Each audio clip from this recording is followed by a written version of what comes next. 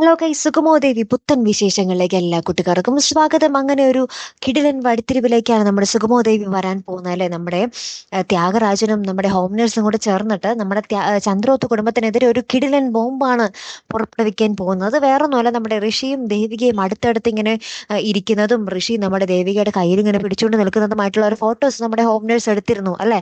അപ്പൊ ആ ഫോട്ടോസാണ് നമ്മുടെ ത്യാഗരാജനെ കാണിച്ചിട്ട് ഇവർ രണ്ടുപേരും കൂടെ സോഷ്യൽ മീഡിയയിലൂടെ പബ്ലിക് ആക്കാൻ പോകുന്നത്. അപ്പൊ എന്തായാലും കഴിഞ്ഞ ഒരു എപ്പിസോഡിൽ നമ്മൾ കണ്ടിരുന്നു ദേവി നന്ദനം ഏകദേശം പറഞ്ഞ് എന്താ പറയാ, ദേവിക നമ്മുടെ നന്ദന്റെ ദേഷ്യമൊക്കെ ഇച്ചിരിയൊക്കെ ശമിപ്പിക്കുന്നുണ്ട്.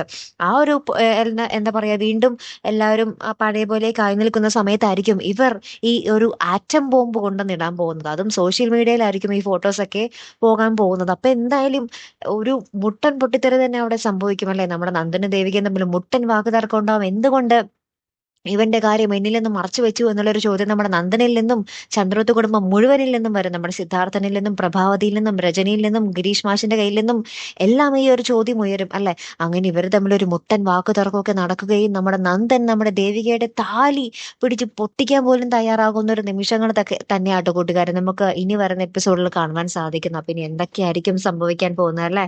കാത്തിരുന്ന് തന്നെ കാണാട്ടോ. അടുത്തൊരു വീഡിയോയുമായി വരുന്നത് വരയ്ക്കും here am the Malayali signing of.